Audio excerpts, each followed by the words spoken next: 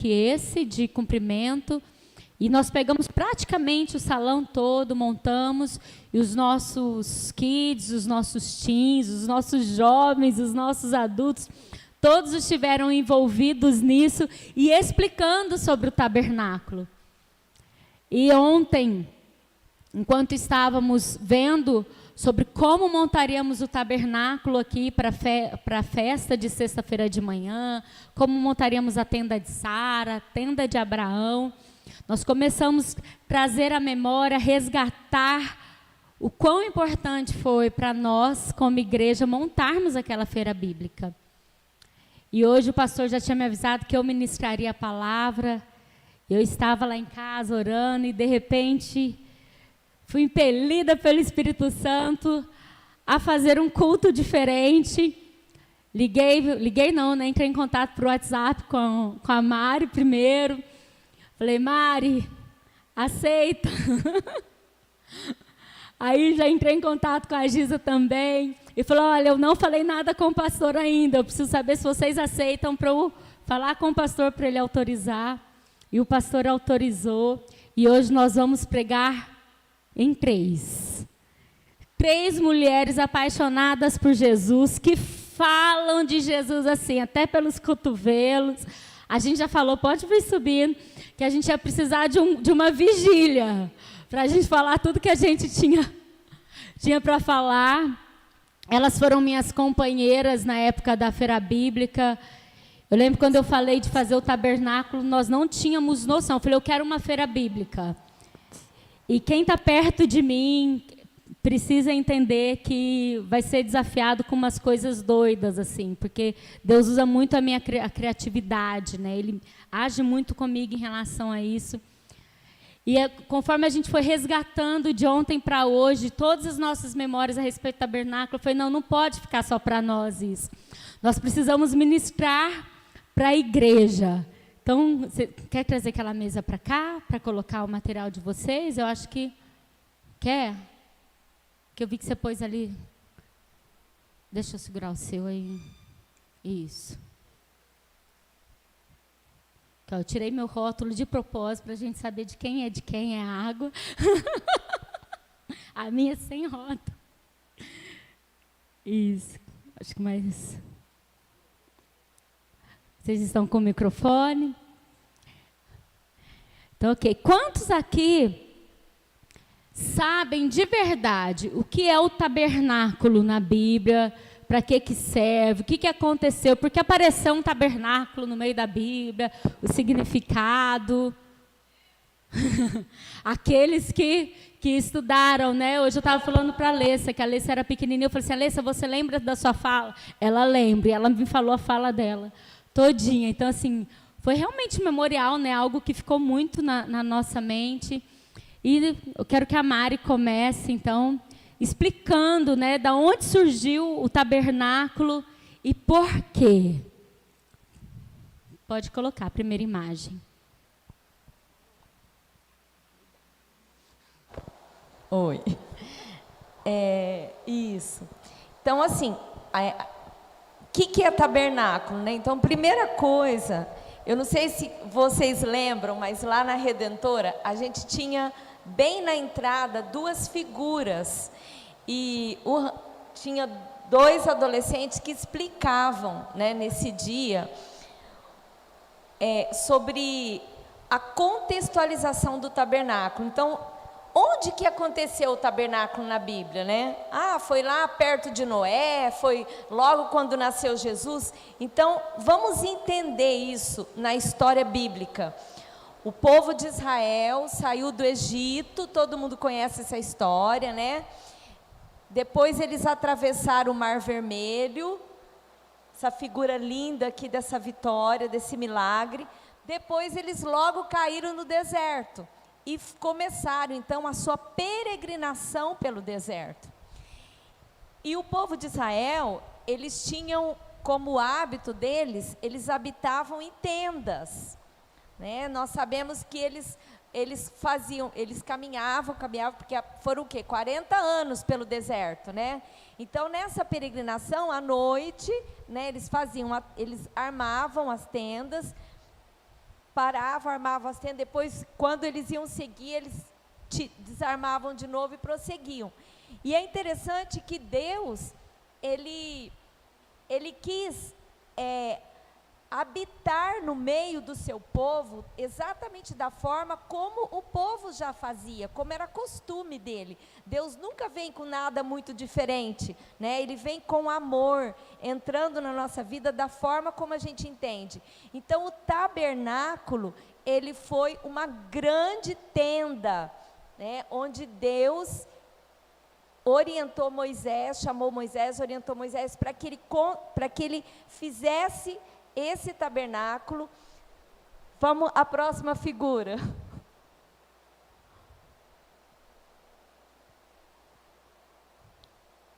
Agora a figura do tabernáculo mesmo.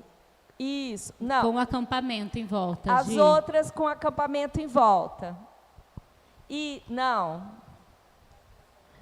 Isso deixa para depois, que essa hora da unção. Nos pegamos ali no susto, tadinha. Sem a coluna. Uma da tenda do tabernáculo com o acampamento sem a coluna. Nós vamos ver, ela vai mostrar que tem o tabernáculo, né? Ele tinha em volta dele tinha uma cerca de tecido branco que simbolizava purificação. Cadê, Gi? Pode colocar aquela primeira mesmo e a gente explica. Isso. Sem a coluna, aquela que é um desenho. A primeira que você colocou, por favor. Isso, perfeito. Tá, então nós estamos vendo aí, né? Então, percebe, é uma tenda mesmo, como já era de costume do povo. E em volta tem todas essas coluninhas pequenas e tinham tecidos brancos em volta inteiro desse tabernáculo. E também, interessante que em volta de tudo isso tinha várias tendas, que era onde o povo habitava. Quem trabalhava no tabernáculo, quem agia no tabernáculo, eram os levitas, né? Lembrando que levitas não era só que tratava com música, mas que faziam tudo, tá? E Deus deixou claro, a maior mensagem do tabernáculo é que Deus deixou claro que Ele queria habitar no meio do povo. E o tabernáculo inteiro, nós vamos ver os detalhes hoje, que ele tipifica a pessoa de Jesus. É muito forte, muito interessante, como que Deus foi preparando tudo e trazendo essa revelação, que através de Jesus nós alcançaríamos Deus. E no Novo Testamento, tem um versículo de João 1,14, que fala que o Verbo se fez carne e habitou entre nós e vimos a sua glória. E a palavra usada aí, a palavra é tabernaculou. Então, o Verbo tabernaculou para habitar entre nós, se fez carne e tabernaculou entre nós. Então esse é o significado, na verdade, do tabernáculo. É Deus falando, para aí e vocês vão construir uma tenda, uma enorme tenda, com todos os detalhes que eu vou te mostrar, porque eu vou mostrar para vocês a minha glória. O interessante, né, Mari, Giz, é que lembra que a Mari falou que este povo que acampava em volta, eles não tinham uma moradia fixa, eles estavam no deserto. Então eles desmanchavam a barraca e iam para outro lugar, e o tabernáculo ia com eles. Olha que importante. Por quê? Porque Deus desde sempre quis estar no meio do povo. Não é isso, Agisa? E como que foi? Vem aqui para o meio, porque ali a câmera não te pega. Que assim. Som. Boa noite, igreja. E é interessante, a gente estava conversando, né? Cada peça, cada detalhe do tabernáculo tinha significado. Cada coisa tinha o seu significado, né? E Deus preparou assim tudo de forma sobrenatural. Da mesma maneira que a arca, Noé tinha as medidas, o tamanho, toda a instrução, como fazer, no tabernáculo também. Eu acho que até muito mais detalhado, né, pastora? Porque era uma riqueza de materiais, de detalhes, com medidas exatas, né? Deus orientou certinho como que era para fazer. Deixa eu só abrir aqui. Deixa eu anotar. Giovana, abre Êxodo 25, a partir do versículo Isso, só um 10. pouquinho. Agora Essa é a ela achou. imagem. Agora ela achou as tendas em volta, vocês viram? As tendas em volta. Só que a explicação aí é clara, que trazendo para nós hoje, né? Cuidado para você. Pode voltar a imagem, Gi. Cuidado para você não ficar nas tendas em volta. Só observando o movimento. Foi uma coisa que chamou tanto a atenção da gente, essa figura, que nós não queremos ficar em volta. Tem muitas pessoas que estão em volta da igreja. Até brinquei com a pastora hoje, falei no online, né? No online, né? Não querem vir para o tabernáculo. Então, na verdade, quando você entender que Deus colocou uma nuvem de dia em cima do tabernáculo e uma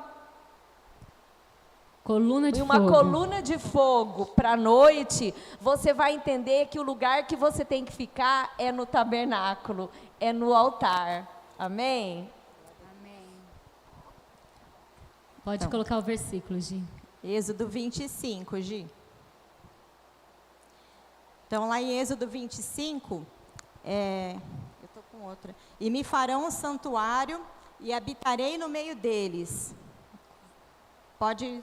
Não, você está no 9, né? Eu queria que você colocasse o 2, Gi, primeiro, 25, 2, perdão. Aí depois você vai para o 8 e para o 9.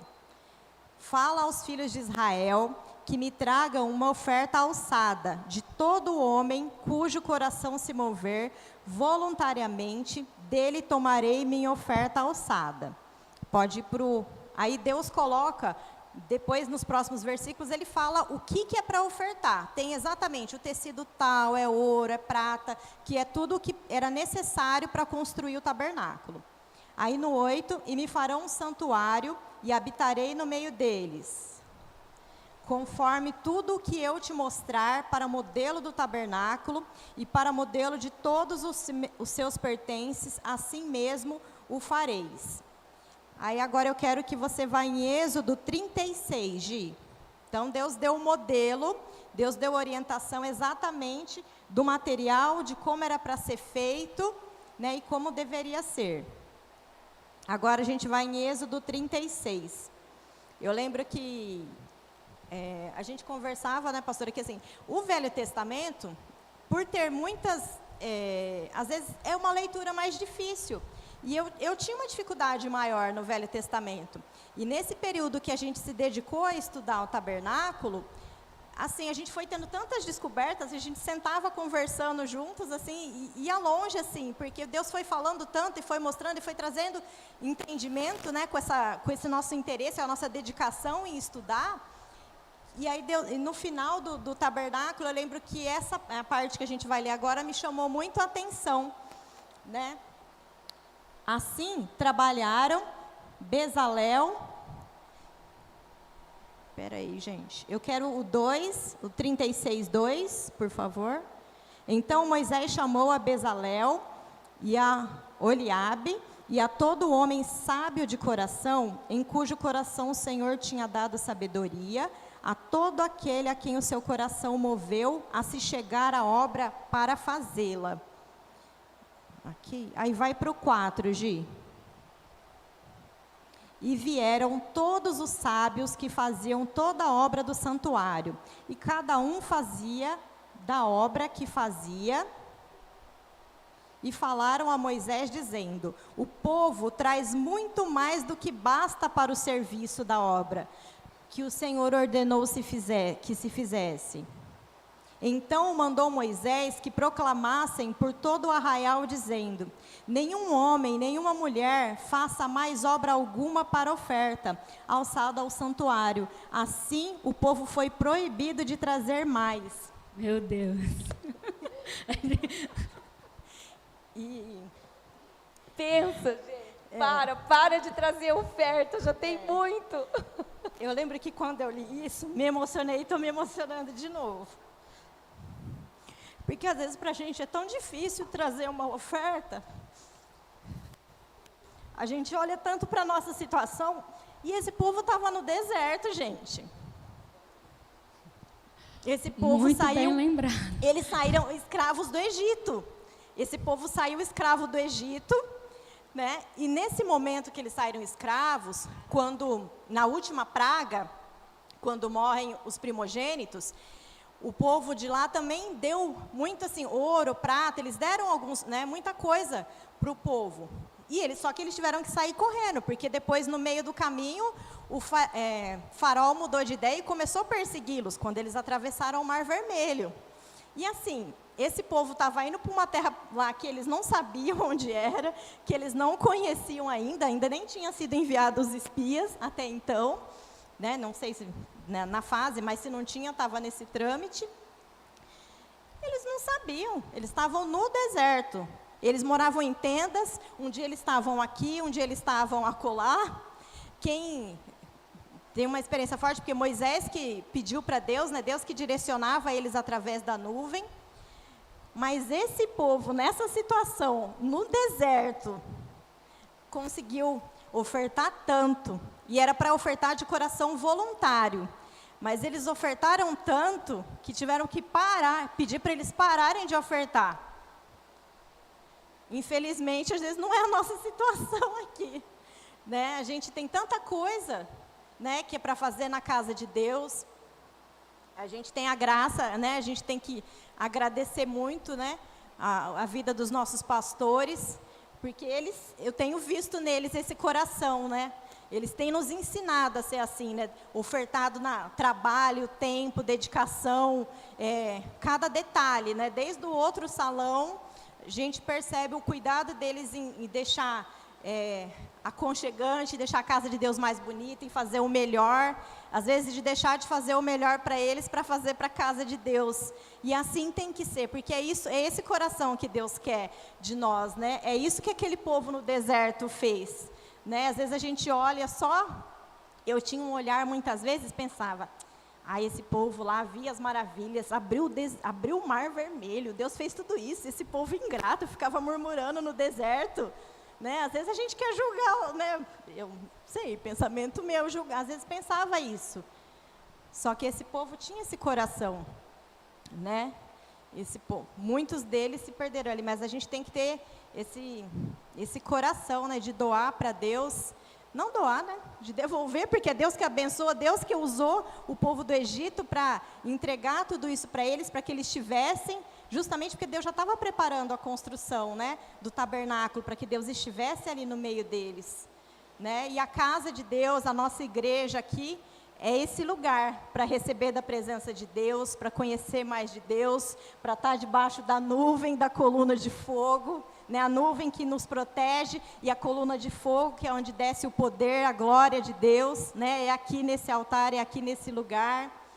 Então, a gente queria aproveitar esse momento, né, para a gente fazer o nosso momento de ofertas, né? A gente vai dar continuidade ainda à palavra aqui do tabernáculo, mas que pensando, né, nesse momento de construção, de tudo que Deus tem feito na nossa vida, né, dessa confiança que Deus está sempre conosco, não importa a situação, não importa se a gente está no deserto, Ele está ali, nos protegendo, nos guardando. Sabe uma coisa que eu acho interessante neste texto? É que Deus, ele podia primeiro fazer o tabernáculo, quem concorda, e depois pedir as ofertas.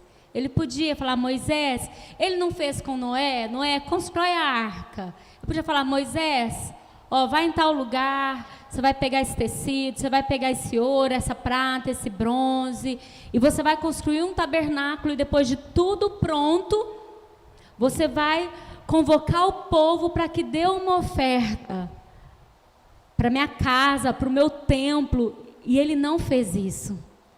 Por quê? Porque aquilo que eu sempre falo, não é o dinheiro, não é quanto você vai dar, mas é onde está o seu coração. E Deus, ele queria estar no meio daquele povo, mas ele precisava saber, precisava saber não, porque ele sabe de todas as coisas, mas ele precisava daquele povo sinalizando de que eles também estavam com essa motivação de querer a presença de Deus no meio deles. Então, quando nós damos a nossa oferta, quando nós contribuímos para o templo do Senhor, nós estamos falando: olha, eu quero a sua presença no meu meio, no meio do meu povo, no meio da minha casa, e é por isso que eu dou. E esse povo entendeu tanto que eles deram de uma tal forma que precisaram pedir: para de trazer oferta. Não pode mais trazer oferta. Já pensou? A gente não tem mais onde colocar a sua oferta. Meu Deus, não é não?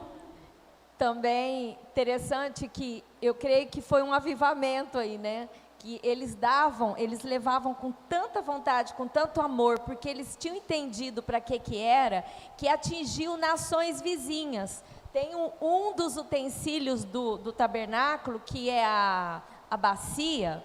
A Maria Eduarda lembra disso, né? Que é a bacia, que o espelho veio do Egito. Então, assim, outros povos traziam também as coisas que era para fazer. Então, como que eles trouxeram? Porque eles tinham sido impactados, né? Eles estavam sendo contagiados com a liberalidade e com a visão do tabernáculo. E é interessante também, dentro desse contexto de dízimos e ofertas, que a gente sempre ensina que depois de uma vitória, de algo que você quis muito, de algo que você lutou no mundo espiritual, no mundo natural para aquilo, Deus, ele pede altares. Né? É preciso que você faça um altar para selar aquilo. E eles tinham atravessado o Mar Vermelho a pés enxutos, né? Eles tinham saído da escravidão. Faraó não poderia mais depois ali persegui-los. E o que eles fizeram? Levantaram um altar ao Senhor. Eles deram o seu melhor. Então, esse Jesus, o Bispo Robson estava falando, né? Sempre no nascimento de um bebê, quando você conquista algo, um novo emprego, seu casamento, né? Num aniversário seu, que é um novo ciclo que está acontecendo, faça uma oferta especial para este novo ciclo, levante um altar. Eu acho interessante que, se você for estudar a vida de um judeu, ele é extremamente rico, ele é próspero, ele é abençoado, porque ele não negocia essa lei espiritual, que é dando que se recebe, né? Eles são extremamente fiéis.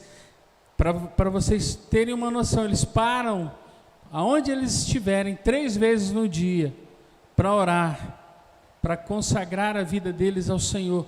Ou seja, de manhã é na hora do almoço e à noite eles estão orando, né? E isso faz com que eles tenham uma experiência marcante com Deus. Então, tudo que eles dão, eles sabem porque que vai acontecer, Deus vai prosperar, porque eles têm a comunhão com Deus. Então, quanto mais comunhão com Deus você tiver, mais oração, mais fé você vai ter para dizimar e ofertar. Olha para o irmão do seu lado e fala: meu irmão, não viva uma vida de miséria, mas viva uma vida de prosperidade, de vitória na sua vida. Amém? Deus não precisa do teu dinheiro, entende? A igreja não precisa do teu dinheiro, né? Se chegar um dia e não tiver ninguém para ofertar aqui, a gente vai fechar e abre em outro lugar. Deus vai levantar outras pessoas para dizimar, ofertar e para fazer a obra crescer. Mas Deus hoje chama você.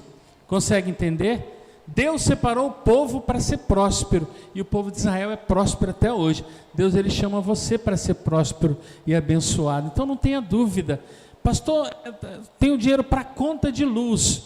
Se é o dinheiro de Deus, é dar oferta, entrega para ele, porque ele vai dar 1000 vezes mais esse dinheiro de luz. Você vai pagar a luz, vai comprar um monte de coisa, vai sobrar um monte de coisa na tua sementeira, na tua despensa. Você vai ser abençoado a partir do momento que a dúvida não entra mais na tua mente. É fé. Eu vivo por fé, eu dou, eu entrego ao Senhor. Entende isso? Né? A bênção, Deus ensina isso para você ser abençoado, para você ser próspero, amém? Então muda a mentalidade. Eu estou dando para o pastor, eu estou dando dinheiro para a igreja, eu estou dando dinheiro para a instituição e estou ficando sem. Errado, é mentira do diabo. Eu estou entregando a semente na melhor terra, que dessa terra vai sair o melhor para a minha vida, e eu serei abençoado sempre, em nome de Jesus. Amém, amém. Estenda sua mão para cá. Quando o pastor estava falando, eu estava lembrando que quando a gente foi construir o tabernáculo na feira bíblica, foi através das doações, né, dos irmãos, e aquelas pessoas que estavam doando o tecido, que mais? Era tanta coisa, né? Os móveis ali, a gente fez tudo. Depois a gente vai, sexta-feira nós vamos ter fotos aqui, exemplificando cada coisa. E aquelas pessoas, elas tiveram, assim, experiências sobrenaturais na vida financeira dela. E toda vez que a gente vai mudar de salão, ou que a gente vai reformar o salão, e as pessoas se comprometem a dar uma oferta especial para a construção, para a reforma do salão, aquelas pessoas são abençoadas de forma sobrenatural. E eu já estou querendo uma reforma na igreja. Quem mais? Não é? Porque aqui é terra fértil. Amém. Obrigada, Deus, pelo privilégio que nós temos de poder ofertar, de poder devolver o nosso dízimo ao Senhor. Obrigada porque o Senhor faz questão, Deus, de estar no nosso meio, de habitar em nós. Obrigada por este amor, obrigada por este cuidado. Pai, eu declaro a bênção, a proteção do Senhor sobre cada vida, sobre cada família, em nome de Jesus. Amém e amém. E vamos continuando, então, para saber o que foi construído, né, nesse tabernáculo, o que tinha dentro dessa tenda. Então, como a Mari falou, foi feito um muro de tecidos brancos em volta, e dentro, construído o tabernáculo. Fora ficavam as pessoas acampadas, aquelas que observavam o movimento. E dentro, o tabernáculo, ele era dividido em 3 partes. Pastora, esse tecido branco que está em volta, ele simbolizava a justiça de Jesus. Significava que ninguém conseguiria entrar no tabernáculo se não fosse pela justiça de Jesus. Em Cristo nós não poderíamos nem, se não fosse Jesus, nós não poderíamos nem estar aqui. Então daí vocês vão entender que tudo tem um significado voltado para Jesus. Isso, então, aqui como você pode ver, tinha uma cortina na entrada, onde podia entrar e ficar ali no átrio. Quem ficavam ali eram os, que a Mari falou, quem lembra? Os levitas, que não são músicos, né? Às vezes a pessoa fala, o que você faz na igreja? Sou levita, eu canto. Não, levita não é isso é músico, né? Levita é aquele que serve na casa. Quantos aqui servem na casa do Senhor? Em algum departamento? Você é um levita. Então você está no átrio. Você pode ficar no átrio, olha que coisa boa. Nessa época poderia ficar no átrio, né? Então aqui no átrio, logo que você entra, aí tem aquela foto nossa, Gi. Essa foto que a Gi vai mostrar agora, do altar do holocausto, Gi. Nós estamos tendo assim o privilégio, gente, isso é muito maravilhoso, de explicar o tabernáculo com as nossas fotos. Isso foi na nossa feira, olha. Na nossa feira de 2017, né? Olha só o nosso tabernáculo lá na rua, lá na Redentora. Esse pastor maravilhoso que a gente tem, eu me lembro muito bem, ele comprou a nossa ideia, nós deixamos ele louquinho, né? A igreja inteira comprou a nossa ideia. Ele comprou a nossa ideia, mas nós vamos fazer mesmo, vamos. E ó, ele que fez, né, esse altar do holocausto. Aqui é exatamente o primeiro utensílio que tem no tabernáculo. Tá? Depois da entrada da porta, né, nós temos o primeiro utensílio. E o tabernáculo ele era todo fechado, apenas com uma porta, para simbolizar a porta estreita. Nós conhecemos aquele verso na Bíblia, né, que fala que da porta estreita, que é a salvação, né? E um único caminho, né? O único caminho. Então, uma porta. Por isso que tinha uma porta só. Então, passando pela única porta que tem, o primeiro utensílio é o altar do holocausto. E o que fazia, Mari, nesse holocausto? Esse holocausto era o sacrifício, né? Aquele sacrifício que uma vez por ano, né, que eles iam, ofereciam o sacrifício. Um cordeiro. O cordeiro. E esse holocausto, ele era feito de uma madeira que chama acácia, Isso. que as meninas lembram lá, a Alessa, né? Essa madeira acácia é uma árvore bem assim, não é uma árvore bonita, não é uma árvore retinha. Ainda alguns comentaristas, eu lembro que falava assim, Deus poderia ter escolhido o cedro do Líbano, né, para fazer o tabernáculo, já que era uma construção tão maravilhosa. Mas não, ele escolheu essa árvore, a acácia, porque ela é uma árvore cheia de defeitos, cheia de nós. Então, simboliza a nossa imperfeição, sabe? A nossa condição quando a gente vem para Deus. E esse holocausto, ele era feito com, aliás, todo o tabernáculo, né, com a madeira dessa árvore, e ele era revestido com bronze.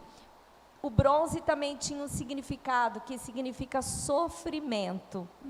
E uma coisa interessante que a gente vai ver também lá na frente, lá dentro, que tem um outro altar.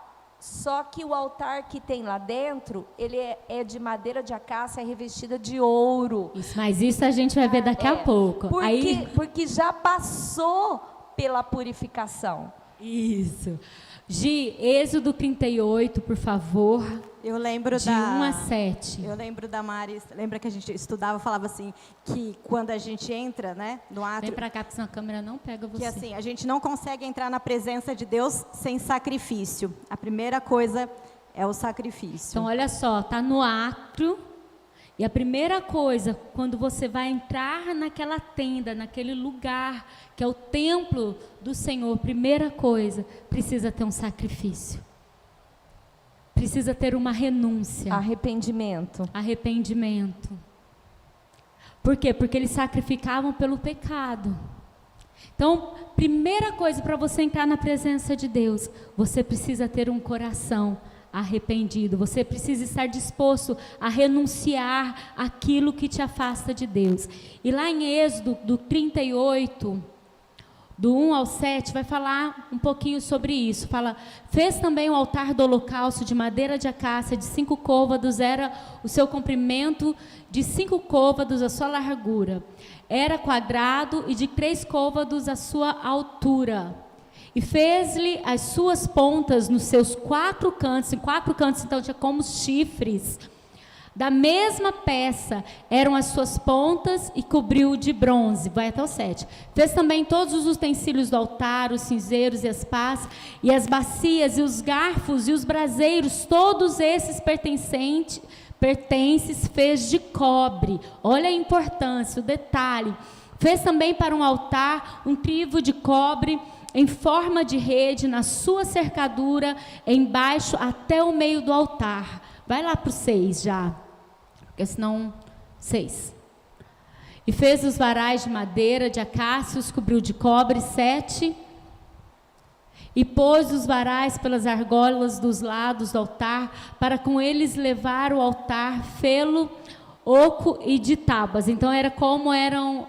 Tinha os varais, né, em volta, para que fossem levados. Lembra? Esse altar, ele ia de um lugar para outro. Agora, vamos ver lá no Novo Testamento, o que a Bíblia fala em João 1:29.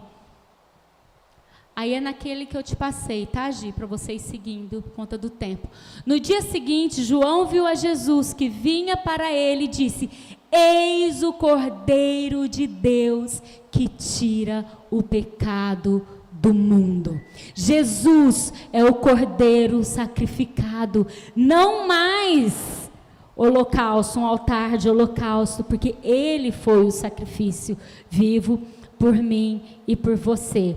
Segunda parte, ali é a bacia de bronze. A gente também tem uma foto. Gente, agora, o sacrifício ele era feito também por uma frase importante que a gente repetia muito naquele tempo, que sem derramamento de sangue não há remissão de pecados. Eu lembro das crianças falando isso o tempo todo. Fala de novo, Mari. Sem derramamento de sangue não há remissão de pecados. Então, por isso, do entender do holocausto, daquele altar, daquela prática, de Deus ir colocando na mente, trazendo a revelação do último cordeiro que viria, que era Jesus. Então, saindo do holocausto, depois de ter feito o sacrifício pelos pecados, a pessoa ela ia até a bacia de bronze, e ali ela tinha que lavar as suas mãos e os seus pés, e isso está em Êxodo 40:30. Ela também era feita de bronze, conforme a Mari comentou. Pôs também a pia entre a tenda da congregação e o altar, e nela pôs água para lavar. E agora João 13:8, vamos ver o que fala o Novo Testamento sobre isso.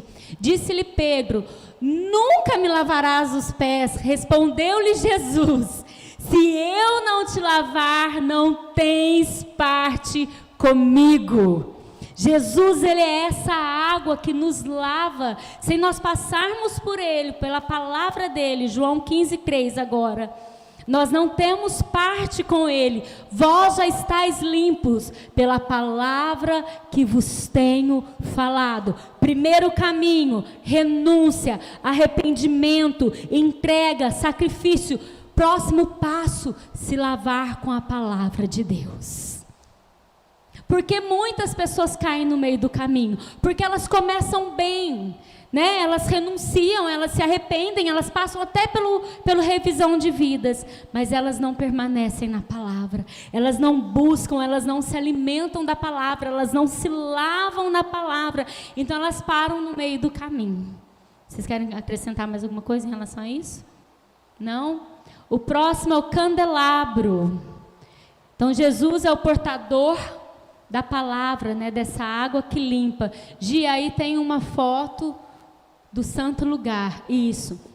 Então, ao entrar, então a gente já fez lá o caminho, né? Deixa eu vir por aqui. Isso. Passou pelo holocausto. Fez o sacrifício. Passou pela bacia, lavou as mãos.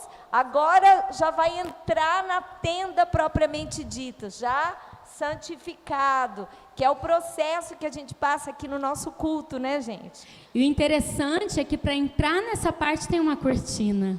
Não é algo que fica aberto, não é algo que fica exposto. Por quê? Porque se você não passar pelo sacrifício, pelo arrependimento, se você não passar pela palavra, você não está preparado para entrar neste lugar. Quer falar, Giz, um pouquinho sobre esse lugar? E aqui a gente tinha 3 móveis, né? Tinha a mesa dos pães, né? A mesa da propiciação, que fala tanto de comunhão com Deus, né? A gente simbolizava, a gente estudou que tinha os 12 pães. 12 pães simbolizavam as 12 tribos, né? E também também remete a Jesus, que é o pão da vida, né? Tudo, cada detalhe, gente, remete a Jesus e o sacrifício de Jesus. Do outro lado aqui também a gente tem o candelabro, que tinha 7 lâmpadas, que também remete às igrejas. 7 igrejas. E ele também fala da palavra, né? A gente estudou bastante aquele versículo, né? Que a tua palavra é lâmpada para os meus pés e luz para os meus caminhos. Lá na ponta está o altar que eu falei para vocês. O primeiro altar do sacrifício era de madeira de acácia, revestida de bronze, que significa sofrimento. O segundo altar, já dentro do local de verdadeira adoração, ele já é feito com madeira de acácia e revestido de ouro, que simboliza a divindade, a presença. Já entrou num novo nível. Entrou no novo nível. Sabe quando você chega aqui? Oi. Pastor fica bravo comigo. Sabe quando você chega aqui, você entra lá no culto, né? Cheio de pecado, desanimado, frustrado. Aí você passa pelo holocausto, né? Você passa pela palavra que o pastor está pregando, né? Que é a bacia. Aí a pastora chama, né? Venham agora para o altar. É esse lugar aqui, gente. Isso aqui Deus fez questão de fazer para que o homem visualizasse, mas hoje nós vivemos isso em espírito, é o altar hoje, amém? É o altar. Então olha só, eles tinham que entrar aqui, o sacerdote, e primeiro ele entrava e ele acendia as lâmpadas do candelabro. Então, como a Giza disse, eu não vou ler no velho, vou ler só no novo para a gente ganhar tempo. Então, eram 7 lâmpadas, e vamos ver o que no Novo Testamento fala, João 9:5. Tudo isso para você ver que aquilo que foi escrito no Velho Testamento se cumpriu no Novo Testamento, tá? Então, enquanto estou no mundo, sou a luz do mundo. Jesus, ele é a luz do mundo. E Lucas 2:32. E começaram a acusá-lo dizendo... Lucas 2:32, luz para iluminar as nações e para a glória de teu povo Israel. Então o candelabro, ele significa a luz de Cristo que ilumina o mundo, mas também nos simboliza, porque ele está simbolizando as 7 igrejas, 7 lâmpadas, e nós somos essa igreja, nós somos a igreja responsável por levar luz às nações, para iluminar aonde nós estamos. E do outro lado, a mesa dos pães da proposição, que são os 12 pães, simbolizando as 12 tribos. E João 6:35 vai falar que Jesus, ele é o pão da vida. Ele é o pão que mata a nossa fome. Ele é o pão que nos sacia. Ele é o pão que supre todas as nossas carências. Ele é o pão que nos alimenta dia após dia. Disse-lhe Jesus, eu sou o pão da vida. E aquele que vem a mim não terá fome. E quem crê em mim nunca terá sede. Você está com fome? Lógico que não é uma fome natural que eu estou falando. Mas qual é a fome que tem te incomodado? Jesus, ele mata essa fome. Talvez você esteja buscando em vários lugares saciar essa fome, saciar essa carência, enquanto você deveria estar no santo lugar, se alimentando do pão da vida. Amém? E temos também o altar do incenso, né, que a Mari estava falando.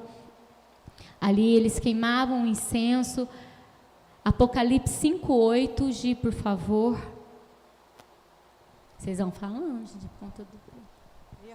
Pode? Ah, tá. Na hora que... Vamos na hora que entrar no coisa. Então, Apocalipse 5:8. E havendo tomado o livro, os 4 animais e os 24 anciãos prostraram-se diante do Cordeiro, tendo todos eles harpas e salvas de ouro cheias de incenso, que são as orações dos santos. Então isso aqui é uma visão, né, que João teve. Ele está falando, né, que ele viu as nossas orações sendo levadas, né, os altares ali cheios de incenso. E João 17:20 fala assim, e não rogo somente por esses, mas também por aqueles que pela tua palavra hão de crer em mim. E aqui então mostra que Jesus, ele é o nosso intercessor.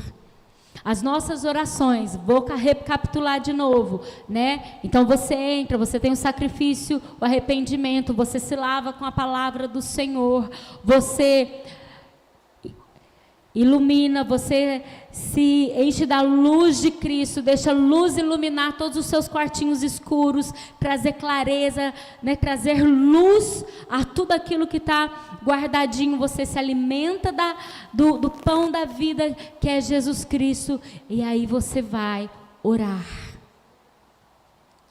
Vocês estão entendendo? Aí você vai queimar o seu incenso, que não é aquele incenso que a gente compra em lojinha. Aquilo lá não. Não. E não. Tá? É esse incenso. Esse incenso é joelhinho no chão. Você ora e a sua oração sobe como incenso de aroma agradável ao Senhor. Pode falar, Mari. É o incenso das 22 horas. É o incenso das 22 horas também. Então, Jesus é o nosso intercessor. E antes de entrar na última parte, que é o Santo dos Santos, ou Santíssimo Lugar, tinha um véu. E por que esse véu, Mário ou a Giza? Porque senão só eu falo, gente. Eles vão trazer aqui que foi o que a gente usou no nosso tabernáculo, né? E nós vamos montar isso na sexta-feira, não exatamente como foi, porque nós ficamos meses para fazer aquilo, né? Mas... Tinha que subir. Sobe aqui não, vocês dois. Isso. Ou senão eu e a Giza aqui, A gente ó. segura.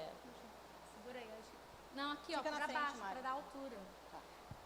Então, esse é o véu, né, que dividia Ele não era um véu fininho como E não esse. era rasgado assim em 3 partes. Isso aqui foi para as pessoas conseguirem entrar, porque lá, na verdade, não era assim. Realmente, do santo lugar para o Santíssimo, não era possível ver. Era um véu muito forte, muito grosso, né? E aqui a gente está remetendo mais à questão das cores, né? Que tudo tinha significado. Então, essas cores, o azul significa que Jesus Era do céu. celestial. Celestial. O vermelho, que ele veio do Cor céu. do céu, né? O vermelho, o sangue de Jesus na cruz. Sangue carmesim. Sacrifício, né? E o púrpura é a realeza, ele é rei. Que Jesus é rei. Gente, o tabernáculo todinho tinha essas 3 cores. Lindo. Era cheio de símbolo. A Bíblia, a gente estava falando, né, o quanto a Bíblia é rica em detalhes. Como é importante nós estudarmos a palavra de Deus, porque a gente vai entendendo, né, cada detalhezinho de como que Deus é perfeito. A gente estava ali comentando também que não tem como falar que foram homens sem serem inspirados por Deus que fizeram isso. Porque como algo feito lá no Velho Testamento foi se cumprir no Novo Testamento, como? Pastor, agora fala, o que aconteceu com esse véu? O que aconteceu com o véu? A gente vai falar do que aconteceu com o véu antes de explicar o Santo do Santo? Vamos explicar o Santo do Santo. Mari, ou a Giza, né? Quem que entrava? Quem podia passar por essa cortina, né? Quem podia entrar no Santíssimo Lugar? Só o sumo sacerdote. Só ele entrava. Ainda ele tinha uma roupa toda específica que ele usava para entrar, e nessa roupa dele tinham até sininhos, e tinha uma cordinha, porque se ele entrasse impuro, ele era fulminado pela presença de Deus. Porque a presença de Deus é pura, né? Isso, a gente precisa vir para cá. Eu lembro que as crianças, elas achavam o máximo, né? Quem ia entrar no Santo dos Santos era o sacerdote e que tinha que entrar com a cordinha. Olha que tudo para Deus tem uma coerência, né? Que se ele tivesse pecado e ele morresse, então puxava ele pela cordinha, porque ninguém Na cordinha podia tinha um entrar. sino, né? Porque se o sino parasse de tocar, era sinal de que o sumo sacerdote tinha morrido. Tinha sido fulminado pela presença de Deus. Pode tirar que a gente vai usar outra coisa agora. Pode guardar. Né? Então, imagina, ele entrava com um sininho lá. O sininho parou de tocar, eles puxavam, porque o sumo sacerdote tinha sido exterminado. E a Bíblia, mas aí eu acho que eu vou ler depois sobre o véu, né? Porque senão perde a graça. Dentro, então, né, do Santíssimo Lugar. Naquela primeira imagem, quando a Mari começou a falar do ouro... Bota uma foto aí do Santíssimo Lugar, gente. Quando a gente já entra no Santo Lugar, para entrar para o Santíssimo, vocês podem ver aqui que a gente tentou fazer uma representação que tem um tecido dourado e embaixo aqui tem esse tecido prata. Né? Ali tudo simboliza. A partir da parte, lá na frente vocês viram que era bronze, cobre. A partir do momento que a gente entra no Santo Lugar, é tudo revestido em ouro. O candelabro era em ouro, né? A mesa dos pães, ali tudo em ouro. O altar do incenso também em ouro, porque ali já era a presença de Deus, né? Era tudo madeira revestida com ouro. E aqui a gente fala que era madeira revestida com ouro e a base, o alicerce era prata. No tabernáculo, o ouro simboliza divindade, presença de Deus. Prata simboliza redenção, o sacrifício de Jesus. E bronze simboliza sofrimento.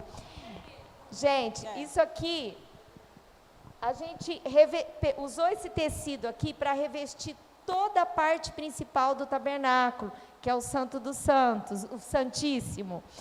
E isso aqui foi tão forte para a gente, isso aqui falou tanto no nosso coração, que a gente assim... A gente ficava pensando, né? Veja como Deus é sábio. Essa parte maior aqui é a divindade. Mas ninguém pode participar da divindade de Deus sem passar por essa base prata, que é a redenção. Então, essa é a base de tudo. Quem é o nosso Redentor? Quem é o nosso Salvador? É o sacrifício de Jesus. Você não tem parte na realeza, na divindade, sem passar por Jesus. E que lindo que a parte de divindade ela é maior no tabernáculo, porque essa é a vontade de Deus para nós, né? Deus nos quer completo com Ele, né? Deus nos quer um com Ele. E eu lembro muito que no final do tabernáculo, do nosso evento, que foi bastante pessoas, né? Gente, nossa igreja encheu de pessoas, nós fizemos uma divulgação enorme desse evento, e as pessoas foram para ouvir as crianças, os adultos explicar sobre tudo isso. E quando terminou, eu e a Flávia e a Giza, nós entramos nesse lugar. Foram tabernacular. Nós fomos tabernacular. Nós entramos nesse lugar. A gente estava assim muito cansada, mas a gente estava assim muito iluminada e impactada. E a gente olhava isso daqui e a gente falava assim: como que pode um Deus tão maravilhoso, tão grande, tão perfeito, querer compartilhar com a gente da divindade dele dessa forma? Aí nós ajoelhamos e nós ficamos horas ali, chorando e orando. Vamos 5 minutos. E dentro deste lugar, então, do Santíssimo Lugar, ficava a arca, que é a arca da presença de Deus. É onde ficava guardada a presença de Deus.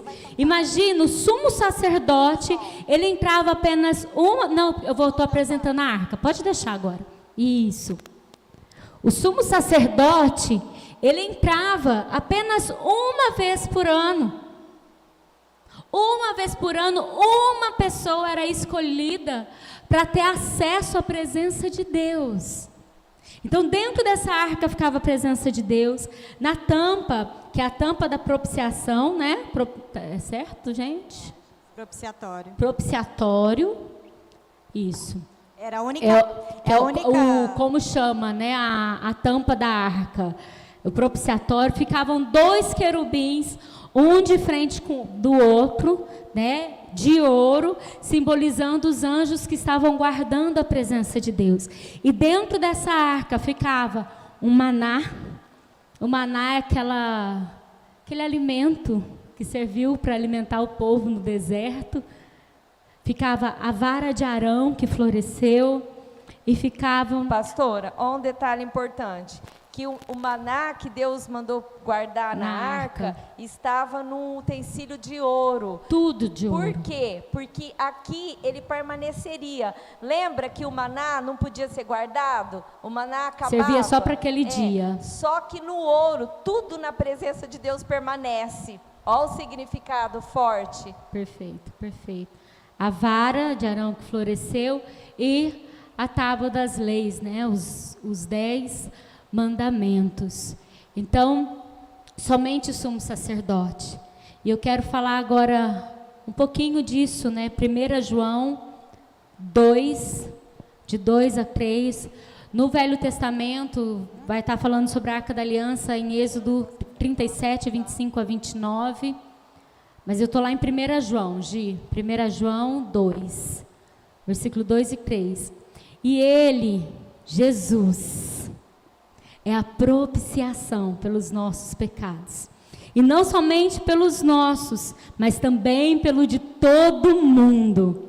E nisso sabemos que o conhecemos, se guardarmos os teus mandamentos. Os mandamentos, eles precisam estar guardados no nosso coração. Porque nisso sabemos que conhecemos. Como vão saber se você conhece a Jesus? Se você guardar os mandamentos dele. Pastora, Pode falar.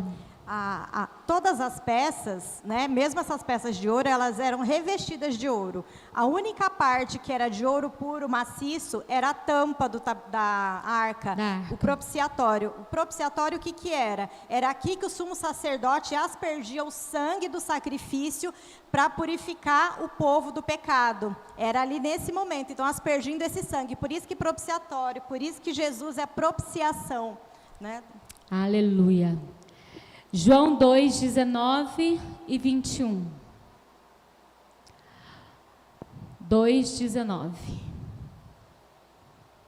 Jesus respondeu e disse-lhes: destruir este templo e em 3 dias o levantarei. E o próximo, cadê? 21. Mas ele falava do templo do seu corpo. Então, a partir da vinda de Jesus, quando Deus nos ama de tal maneira que envia o seu único filho para morrer pelos nossos pecados, quando Jesus morre na cruz, ele declara que ele é o sacrifício. Não mais precisaria de sacrifício. Não mais, né, da morte ali, né, de um cordeiro. Não mais seria apenas uma pessoa durante um ano, uma pessoa em um ano, a cada ano, para sentir a presença de Deus. E em relação ao véu, agora sim, João 14, 6. João 14, 6.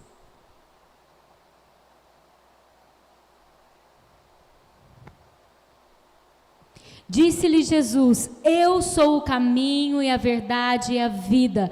Ninguém vem ao Pai senão por mim. Marcos 15, 37 e 38.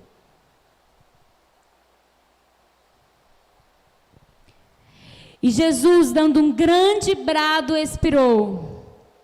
E o véu do templo se rasgou em 2, de alto a baixo. Lembra aquele véu que era grosso, que separava o santo lugar do santíssimo lugar? Ele rasgou de alto a baixo. E tem mais um versículo, Hebreus 10, 20. Pelo novo e vivo caminho que ele nos consagrou pelo véu, isto é, pela sua carne. O véu do templo se rasgou de alto a baixo para mostrar que não foi uma obra de mão humana, mas foi de Deus. Se fosse de baixo para alto, a gente poderia falar que alguém foi lá e rasgou, passou a faca, né? Puxa daí que eu puxo daqui. Mas não, foi de alto a baixo. E sabe o que isso simboliza? Que através de Jesus, que é o único e verdadeiro caminho, nós temos livre acesso à presença de Deus. Não precisa ser uma vez no ano, mas pode ser todos os dias, em todo momento, fazendo o que você estiver fazendo. Você pode estar tomando banho e você tem livre acesso à presença de Deus. Você pode estar na sua casa, na mesa, se alimentando ali com a sua família. Você tem livre acesso à presença de Deus. Você está dirigindo o carro. Você tem livre acesso à presença de Deus. E o mais interessante, eu já vou pedir para o pastor pegar o violão para cantar uma música. É que tem o desenho da cruz. Mandou para Gi. A cruz. Vou deixar a Giza que falou menos, explicar. Vai lá, Giza. Como a gente falou em todo o tempo aqui, que tudo remetia a Jesus, né? Então, assim, que o tabernáculo, todos os utensílios eram só a sombra, né, da cruz, do sacrifício de Jesus, né, que foi completo, né? Então, ali, ó, no início já, né? O altar do sacrifício, a bacia, os itens e a arca, né? Isso daqui era só, tudo isso cheio de significado, cheio de detalhes, era só a sombra do que Jesus fez, só a sombra do que viria. Lá na época de Moisés, Deus já estava mostrando para o povo que Jesus viria. Se coloque em pé, por favor. Isso é graça. Isso é favor imerecido. Nós precisamos tanto, mas nós não merecemos.